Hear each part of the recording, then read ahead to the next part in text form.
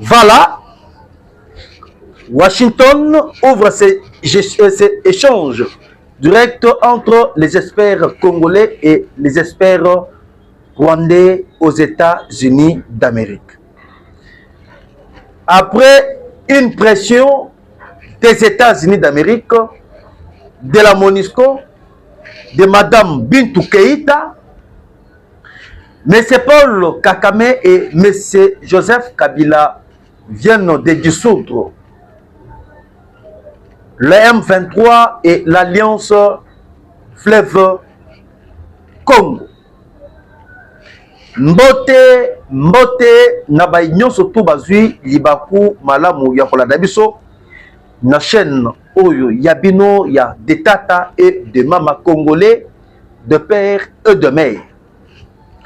Bandeko balandi nyonso to ya chaîne oyo ya bino, je suis très content et très ravi ya kukutana na bino tongo ya lelo. Pourquoi ya lelo pour que to partager Nabino Namaïnyo surtout ezali koleka namboka nabiso qui est la République démocratique du Congo. Ndenge ezala toujours au mesano ya koyeba kemboka elali ndenge nini elamuki ndenge nini tozali wapi to uti wapi tozali okende wapi. Bande ko baladi, je pense que le logo koyeba par rapport Nadil Obino Bobanda Kozela. Nalinga kina zongela likambo oyo te, mais je vais toujours en parler.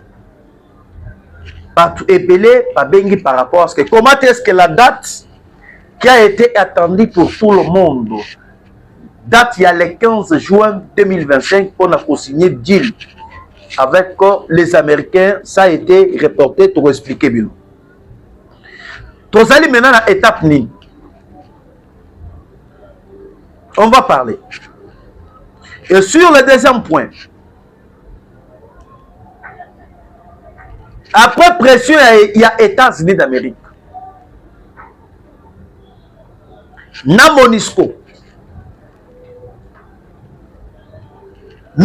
Kanambe Kazeberenge et M. Paul Kagame ont changé de stratégie. Ba changer stratégie. Na ba stratégie, oh, ba changer les stratégies. Parce qu'au moment où je vous parle, bazali ko effacer combo ya mouvement ya M23, AFC Fleuve Congo et baluki pe combo mususu ya M23 ba changer ba pesi combo mususu. Na combo oyo bango ba uti ko changer ya ba M23. Ba changer combo nini ya CK.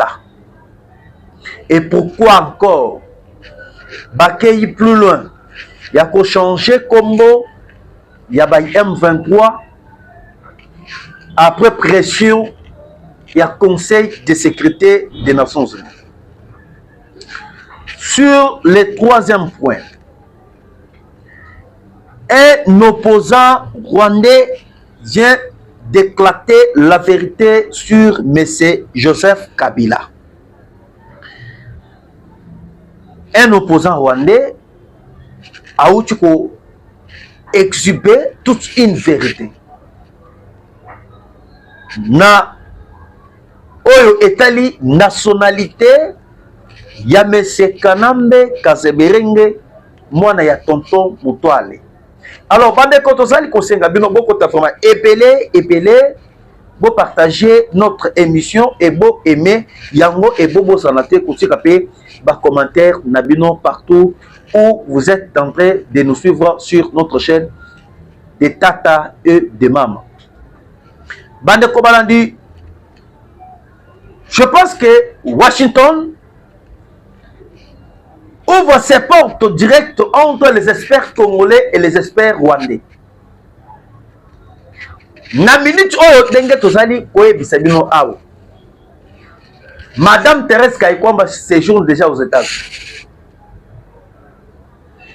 Il y a un groupe, il y a des experts congolais, il y a des experts rwandais, basali déjà aux États-Unis d'Amérique. Actuellement, Nasali Koueb Sabino, Montouté Ako Sabino. Parce que nous avons déjà ma Christian, communicateur ya Kashobwe ba maintrusion communicateur ya Kanambe Kazebelenge basopani na terrain pona kokosa ba Congolais pona ko désinformer les Congolais ya koloba poete non Jules ezali annulé te namekaki ko expliquer bino makambo oyo etali deal entre la RDC et les États-Unis d'Amérique ezalaki étape par étape. Première étape ezalaki étape ya accord de principe. Deuxième étape ezalaki étape ya ba expert. Troisième étape ezali étape ya pré-accord. Et dernière étape ezali étape ya accord officiel. L'accord officiel, c'est là où nous allons voir le deux présidents va se rendre aux États-Unis d'Amérique. Et là, je suis venu, il y a quoi expliquer, bino, poser et calme. Parce que na tungi sami makas na bandundu na Équateur na Kisangani na Sud Kivu, Nord Kivu. Par rapport ya makambo oyo etali deal ya États-Unis d'Amérique. Et nazali ko expliquer bino clairement que étape ya liboso ezalaki étape ya accord de principe. Accord de principe, c'est-à-dire Rwanda akoki kokata ndelo ya Congo te, kokota te, ko violer ba frontière ya RDC. Également aussi la RDC. Et à part ça, étape ya ba expert. Nde bozali komona ba expert bafandi basololi bakosilisa yango après kozava kosilisa étape ya ba expert.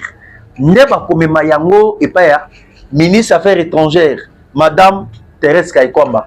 Oto bengi ba expert o ya biso les experts congolais. Parce que ba expert bazali composé na trois parties. Les experts américains, les experts congolais, les experts rwandais.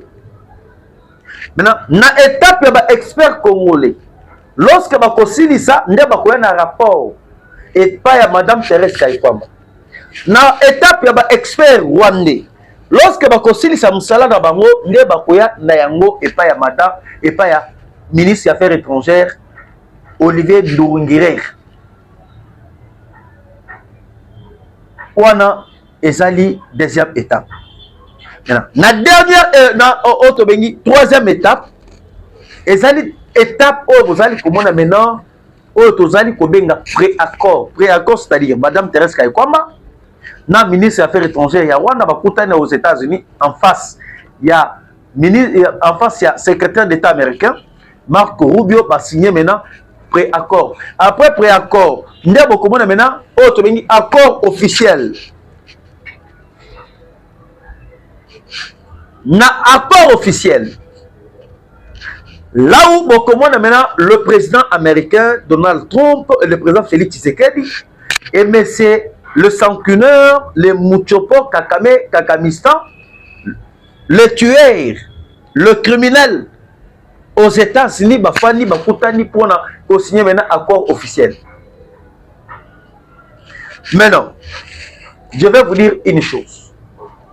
Par rapport à la demande de Nabino, Nayoki Batouazali Kolobake, pourquoi les 15 sont signés? Et pourquoi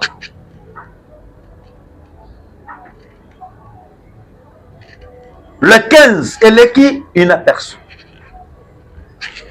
Nazali ko expliquer bien clairement.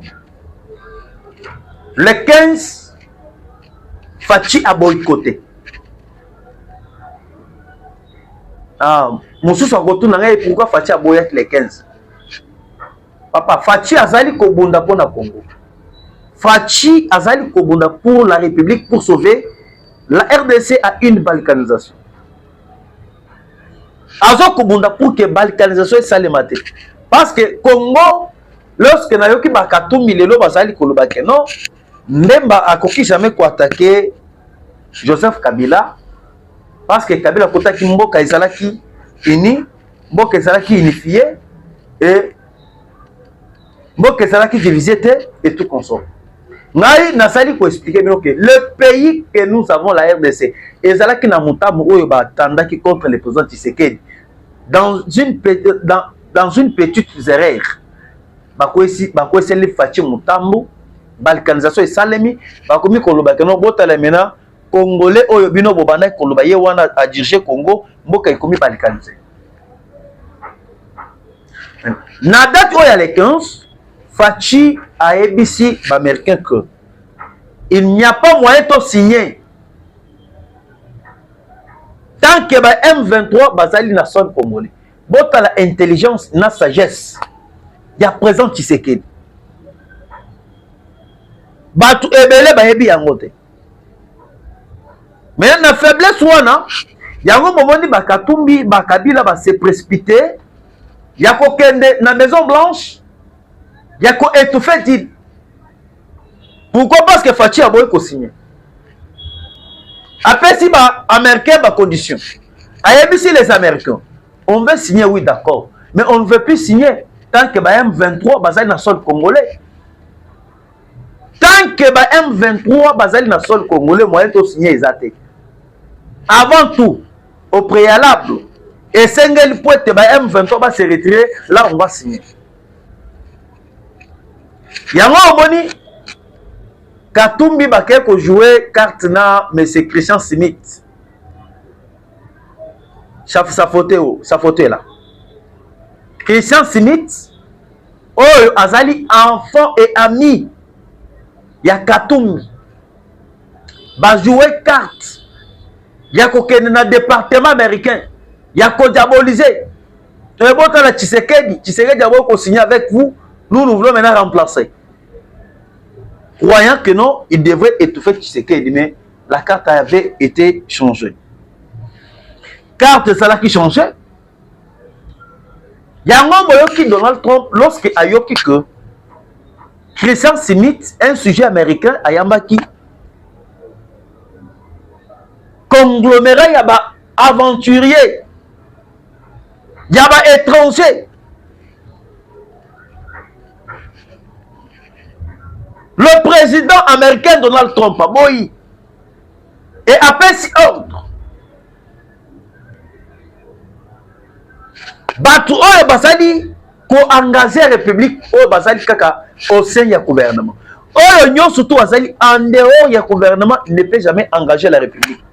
Et après si ordre que est à la département américain, il y a États-Unis. Est à l'administration américaine, il y a États-Unis. Muntu ata mokote akoki jamais koyamba un soi-disant congolais oyo akoya aux États-Unis d'Amérique. Yango na sali koyep sebino bomoni koya ya madame Bintou Keïta. Hein? Madame Bintou Keïta, la chef de la MONUSCO. Bintou Keïta ayaki pambate na kati ya Goma. Batu mususu basali komona peut-être que koya ya madame Bintou Keïta na Goma ezali ba tourisme, peut-être pour na bango basali ko penser que Bintou Keïta ayaki peut-être ya ko exhorter même 23 non. Bintou Keïta est venu avec le message des États-Unis. Et les États-Unis n'avaient pas lâché la demande à Congo. Amoni, Congo va signer. Mais si ma condition, avant que Bissot signé, il faut d'abord que M23 va se retirer. Et aussi dans l'enjeu actuel de l'air, il y a des Tumba et Botami partout dans le monde. Le Pakistan, Ezali Kobundana Inde, Israël na Iran. Ukraine na Russie. Maintenant, ministre des guerres Bakozawat. Yango moni États-Unis na lobi Bintou Keïta wa mamu. Bintou Keïta wa mamu kende na ndabo na lomangu. Kende na lomangu na parti ya Goma yebisa bato na balongwa. Soki balongwa te on va les frapper. parce que Congo balobi que avant de signer il faut bango ba se retourner na minute oyo maintenant misu ya États-Unis ezali na Katanga ezali na Congo central bisika bouti koyoka ke ba minerai stratégique outi kobima oyo tobengi uranium coltan pyrofluore manganèse et bimipé na Congo central. Maintenant, à l'heure actuelle, il faut que les États-Unis s'approvisionner avec les munitions de guerre. Et ce que les États-Unis s'approvisionner, n'a pas munitions de guerre. Tandis qu'au moment où je vous parle, tous les pays à Moyen-Orient, basal pour détruire la base des États-Unis oyo ezali posé na kati ya Europe. Lokola na Israël, États-Unis azali na base militaire. Lokola na Pologne, les États-Unis azali na base militaire. Lokola na Ukraine, les États-Unis d'Amérique azali na base militaire. Maintenant, il faut maintenant azala na ba munitions de guerre, il faut permettre à ravitailler tous les pays oyo a posé qui ba base militaire oyaï. Maintenant, quoi faire les États-Unis na bani kosa la pression. Atindi d'abord Bintou Keïta na message. Yakoye bisabananga que vous devrez quitter le sol congolais. Sans condition. Et Bintou Keïta, lorsqu'il y a qui na Goma, les États-Unis avaient envoyé aussi ses émissaires na Katia Rwanda. Bakutanaki, na quelques responsables, il y a gouvernement rwandais. Yakoye bisabananga que vous devrez retirer vos troupes dans le sol congolais.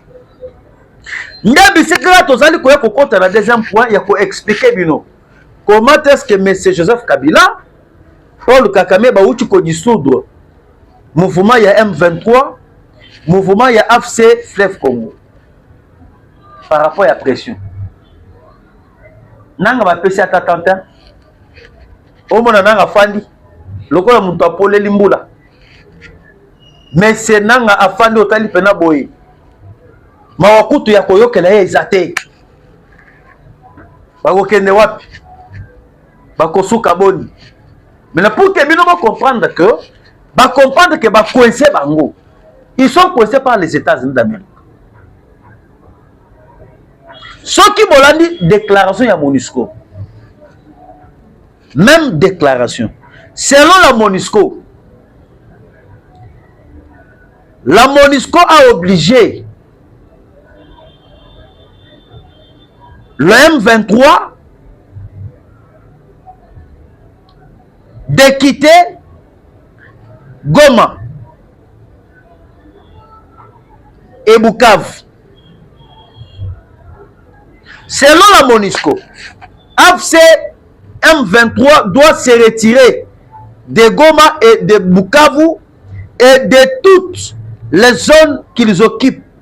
C'est finalement un ultimatum et l'ONU exige le départ de toutes les troupes qui occupent à l'est de la RDC. C'est pourquoi Hippolyte Kanambe Kazebering avait aussi envoyé ses émissaires aux États-Unis. Tshisekedi a kotangisa bango politique. Tshisekedi a kolakisa Kagame, a kolakisa Kanambe Kazebering ko bazwaka pouvoir na mindu kité. Bazwaka pouvoir par la diplomatie. Et balonga kape bitumba na mindu kité et balonga ka bitumba na diplomatie. Qui pouvait y croire que aujourd'hui Congo a koki kozala membre permanent ya Conseil de sécurité des Nations Unies. Membre non permanent, je m'excuse.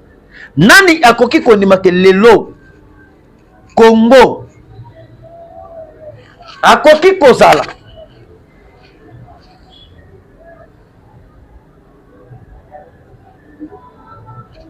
un membre de l'ONU abanda pe ko décider et si ka bato bazali ko décider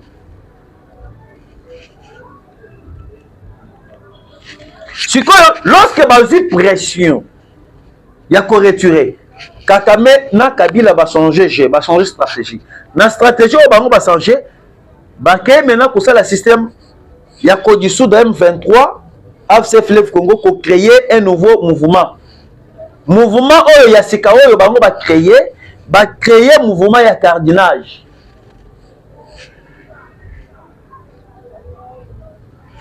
na mouvement oyo bango baye ko créer ya cardinage. Tozo ko benga ngo mouvement ya sécurité. Face aux pressions américaines. Et face aux pressions américaines, Kakame et Nanga viennent de dissoudre, Kakame et Joseph Kabila viennent de dissoudre le M23 et l'AFC Fleuve Congo. Ils viennent de dissoudre ces mouvements terroristes pour créer une société privée de cardinage, armée illégale sous la domination de New Vision Security Nevis. Et ce mouvement a été lancé officiellement le samedi. Bakeko lancé le mouvement Yassika. Ils ont même écrit un document. Le document est là, est en train de circuler dans les réseaux sociaux. Va créer un mouvement sans toutefois qu'on informe le ministre de l'Intérieur. Kabila, c'est un Rwandais, un Tutsi.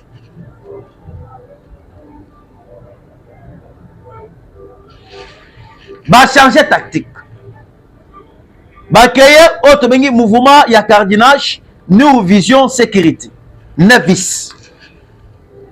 Va recruter, va jeune, va aussi la formation dernièrement, à peu près 400 jeunes, il y a cardinage. Oh, va former. Nous allons expliquer, va former, pourquoi. Et bazala qui formé, na colline d'Enzulo, na groupement de Kamurando. Et la cérémonie a été présidée le samedi par le soi-disant gouverneur Oyo Bango Bakenda Konome, un Rwandais, qui s'appelle au nom de Amani Bahati Shadar, qui est un Rwandais tout fait.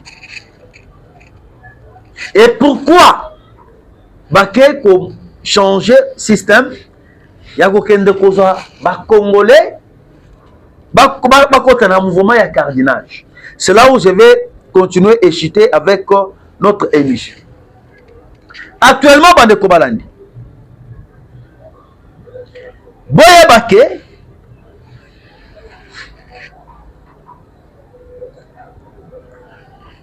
Mais c'est Joseph Kabila na Kakame, son frère. Basali coincé par les Américains. Basali maintenant va changer de stratégie. Non, ndenge basali bango pression, ndenge ba pesi bango ultimatum par Bintou Keïta ya que non M23 va se retirer dans sol congolais. Ba ko sala ba aventure, ba bimisi ba tumoko ya lokuta. Ndenge ba uti ko sala dernièrement, ya que M. Paul Kakame abimisi batu, atindi babis. Et babis oyo e yaki na parti ya Goma oyo ekotaki ebele. Babis wana oyo bango bakita bakotiaki na Goma ezalaki babis moko ya ke bazomema batu. Maintenant sous forme oyo bamemaki batu. Kakame azolinga ya kojembela lo bakeno na retiraki déjà batu nanga bazalaka lisusu te na parti ya Goma. Ndenge basalaki mpe na Goma bakosala yango mpe na Bukavu. Et lorsque va retirer Batuna Bangoana sous forme ya mascara. Mais Joseph Kabila a qu'à se maintenir. Maintenant na Goma, na Bukavu, na ba soi-disant bato auto bengi ya cardinage. Auto bengi ya New Sécurité. Bafandi kuna na Goma, bafandi na Bukavu. Maintenant Kakame a kofanda a sauté premier. Pour commencer à dire que bomoni na bandaki koyebisa bino makambo wana ezali makambo ya biso ba Rwandais te, ezalaki makambo oyo ya ba Congolais bango moko. C'est ça le jeu de M. Kakamistan. C'est ça le jeu de M. Paul Kakame. Oyo azolinga maintenant a changé le plan. Bakanisaki ke Fachi azali yuma azali boye tout consort. Fachi a timeli pena. Je peux même vous balancer des photos. Ma photo est wana. Ma mouvement ya cardinage. Bake ko recruter ba jeune et en plus ba komi mu document selon document oyo bango ba komi awo. Balobini.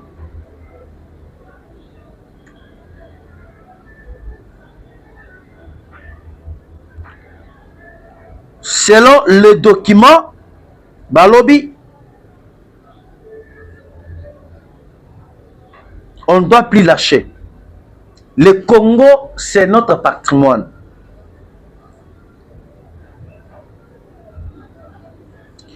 Na document oyo bango bakomi balobi,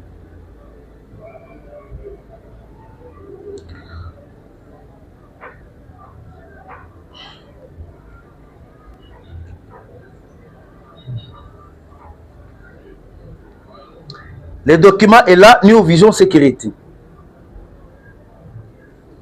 Communiqué numéro 01/03/0/2025 de la population de la ville de Goma. La société New Vision Sécurité porte à la connaissance de la population de la ville de Goma et ses environs qu'elle procède au recrutement des agents de sécurité. Les conditions, les candidats doivent remplir les conditions suivantes. 1. Être nationalité congolaise. 2. Être âgé de moins de 30 ans. Pour les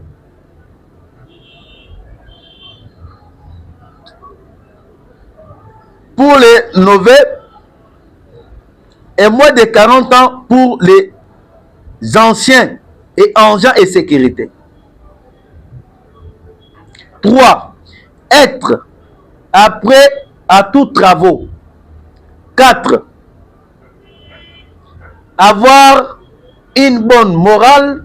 5. Avoir au minimum un diplôme d'État. 6. Être physiquement en bonne santé. Boyoki, bake ko lancer mouvement ya sécurité. Ça des soucis là bango bazo linga mais ndenge Tshisekedi a coincé bango, a coincé Kakame soit déjà que non. Kakame était la M23, Kabila était la CFLF Congo. Ba changer tactique mbala moko. Nde esika Kabila zali ko kufa yango wana. Ngana mimi nanzali komituna. Soki que Kabila zalaki congolais. Je ne pense pas que Kabila devrait faire l'alliance avec un criminel, un terroriste. Oyo azali kobomba congolais matin midi soir. Wana tomoni Senko alobite tango Kabila ke ko s'allier na ba M23 na Goma. Senko se lance sa radio. Les mécréants communicateurs se lancent sa radio. Et jusqu'à présent, Kamere garde son silence. Jusqu'à présent, Bahach garde son silence. Et lorsque moi, Namboka Jean-Pierre Mbemba, mais qui Koloba Kodevale, il y a Koloba Keno, Kabila n'a jamais été congolais. Bangonyon surtout ma telemi. Babani ko s'apprendre et pas moi Namboka Jean-Pierre Mbemba. Et M. Vital Kamer est allé plus loin. Il y a Koloba Kote à Kobeng Sambemba na kati Assemblée nationale. Il y a quoi répondre pourquoi il a dénoncé comment est-ce qu'il y avait un plan assassinat du président Tshisekedi, créé par la Senko, créé par Katumbi, créé par Moïse Katumbi et par M. Joseph Kabila. Et lorsque même Babana Kolobawana, Bakion Soana, Batelemi, Babimis, Bamandou, Pinabango, commence à s'attaquer à Jean-Pierre Memba. Mais si la vérité est têtue, la vérité vient de s'éclater par un opposant rwandais. Selon un opposant rwandais qui s'appelle au nom de M. Hutu, et qui s'appelle au nom de M. Padri Maïmana, qui est un Hutu rwandais. Padri Maïmana Alobi, moi je connais la personne qui est Joseph Kabila. Padri Maïmana Alobi, nayebi Kabila, nayebi tata ya Kabila, nayebi mama ya Kabila, nayebi nabale kinyon surtout ya M. Joseph Kabila. Kabila n'a jamais été congolais. Padri Maïmana Alobi, moi qui vous parle, je suis un opposant rwandais. Un opposant rwandais et je connais la personne qui est Joseph Kabila. Et Alobi que même Azali n'a raison. Yamakam Oyo Azali Koloba.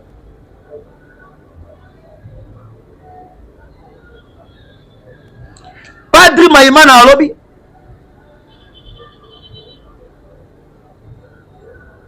Même on n'a pas menti. Alors pourquoi nos Congolais du Katanga s'agitent de la sorte? C'est vrai que Jean-Pierre Mbemba a dit la vérité. Hippolyte Kanambe, Derconte Kanambe est un tout Rwandais. Et à lobby, chers Congolais, botika ba instrumentalisation. Oh, bazali ko instrumentaliser bino. Biso toyebi que Kabila n'a jamais été congolais et Kabila a kola na kacha Rwanda.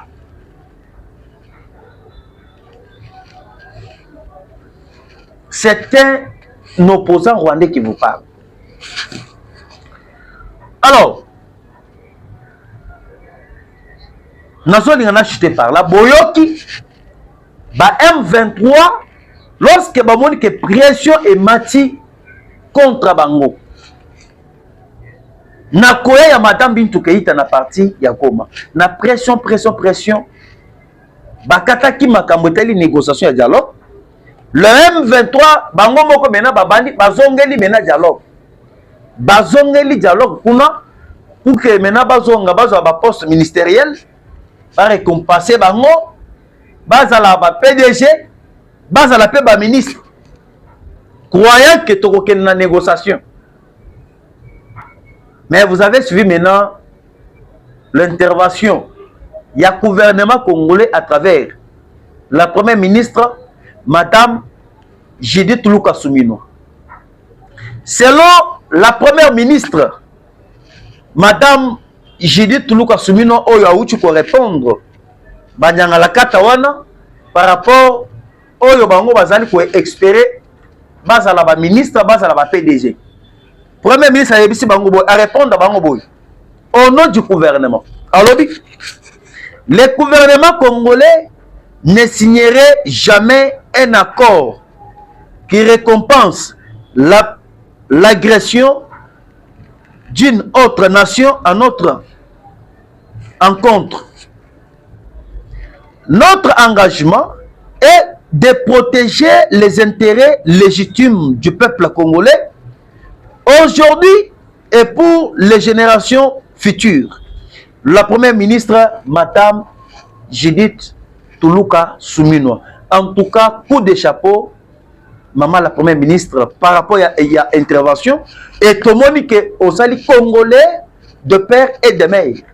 Bozal et Belete au sein du gouvernement. Bozal et Belete au sein de l'Union sacrée de la nation. Mais lorsque vous allez répondre, vous avez montré Makila ya Congo et Beti. Makila ya ba Congolais. Moi, ça me fait du bien. Ça me fait du bien lorsque je vois Fachi Beton à la tête de la RDC. À gauche, Judith Tuluka Sumino. À droite, Jean-Pierre Mbemba. En face, c'est encore des Fachi, Madame Thérèse Kaikwamba. Na terrain, ministre des Finances, le paquebot de la République, Doudou Famba. Ce sont des hommes intègres qui défendent le président Félix Tshisekedi. Ce sont des hommes qui ont commis sacrifiés pour la réussite de la nation. En tout cas, coup de chapeau, une fois de plus, la princesse de la paix.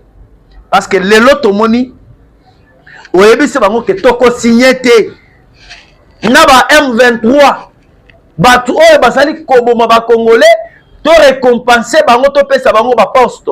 Là c'est la première ministre qui parle. Et loko oyo tozali ko sala lelo ezali pona bolamu ya biso ba congolais et pona génération future ya République démocratique du Congo. En tout cas, coup de chapeau, tokotana Nabino Mbalasima. Bye.